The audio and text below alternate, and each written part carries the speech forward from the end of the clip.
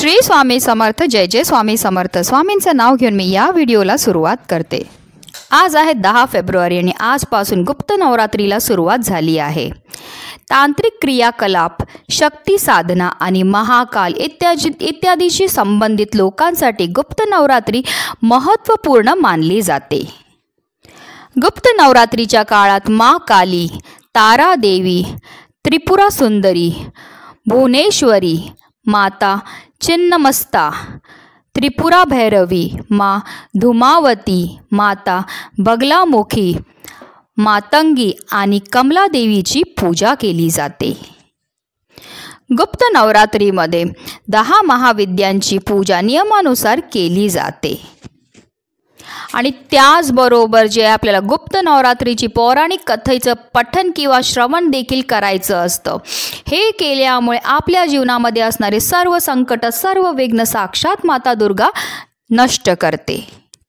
तर चला जाणून घेऊया ती पौराणिक कथा काय आहे, त्याचं महत्त्व काय, त्याबद्दल सविस्तर माहिती मी तुम्हाला या व्हिडिओमध्ये देणार आहे। तर व्हिडिओ पूर्ण पहा आणि जर तुम्ही माझ्या चॅनलवर नवीन असतील तर चॅनलला सबस्क्राईब करा आणि शेजारी बेल आयकॉन सुद्धा प्रेस करा, जेणेकरून तुम्हाला माझ्या नवनवीन व्हिडिओचं नोटिफिकेशन हे मिळत राहील। या कथेनुसार एकेकाळी शृंगी ऋषी भक्तांना दर्शन देत होते। अचानक गर्दीतून एक स्त्री बाहेर आली आणि शृंगी ऋषींना म्हणाली की माझा नवरा सदैव दुर्गुणांनी घेरलेला असतो, त्यामुळे मी कोणतीही पूजा करू शकत नाही। ती धर्म आणि भक्तीशी संबंधित पवित्र कार्य देखील करू शकत नाही।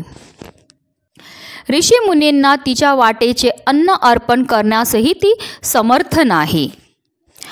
माझे पती मांसाहारी आणि जुगारी आहेत, परंतु मला माँ दुर्गाची सेवा करायची आहे आणि तिच्या भक्तीने माझे व माझ्या कुटुंबाचे जीवन यशस्वी करायचे आहे। ऋषी शृंगी स्त्रीच्या भक्तीमुळे खूप प्रभावित झाले। स्त्रीला आदरपूर्वक उपाय सांगताना ऋषींनी सांगितले की वासंतिक आणि शारदीय नवरात्री सर्वसामान्यांच्या परिचयात आहे, पण याशिवाय आणखी 2 नवरात्र आहेत ज्या गुप्त नवरात्री म्हणून ओळखल्या जातात। ते म्हणाले की प्रकट नवरात्रीमध्ये 9 देवींची तर गुप्त नवरात्रीमध्ये 10 महाविद्यांची पूजा केली जाते।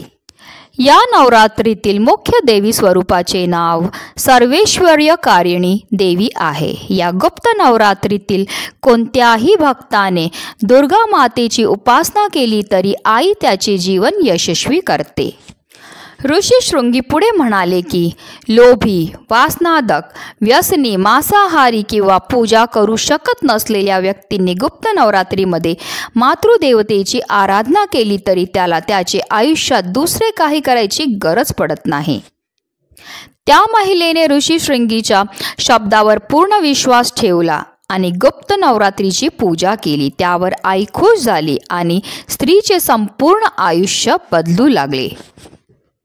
तिच्या घरात सुख शांती नांदू लागली। चुकीच्या मार्गावर असलेला नवरा योग्य मार्गावर आला आणि गुप्त नवरात्रीच्या देवी मातेची आराधना केल्याने त्याचे जीवन पुन्हा बहरले।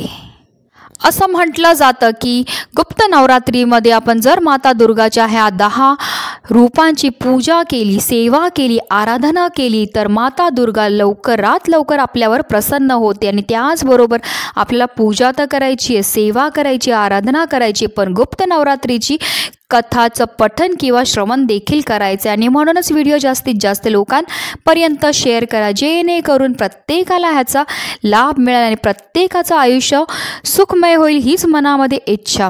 श्री स्वामी समर्थ। जय जय स्वामी समर्थ।